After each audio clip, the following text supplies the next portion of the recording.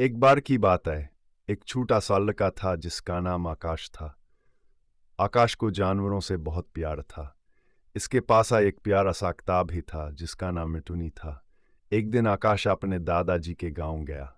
गांव में बहुत सारे जानवर थे। गायें, बकरियां, मुर्गियां और बहुत सारे दीगर जानवर। आकाश बहुत खुश हुआ।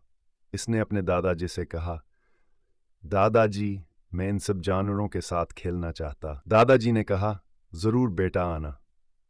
आकाश ने अपने दादाजी की बात मानी और जानवरों के साथ खेलने लगा। उसने गायों को घास खिलाई, बकरियों को सहलाया और मुर्गियों को दाना डाला। तमाम जानवर आकाश से बहुत खुश थे। शाम को जब आकाश घर लौटा तो वो बहुत थका हुआ था, लेकिन बहुत खुश भी था।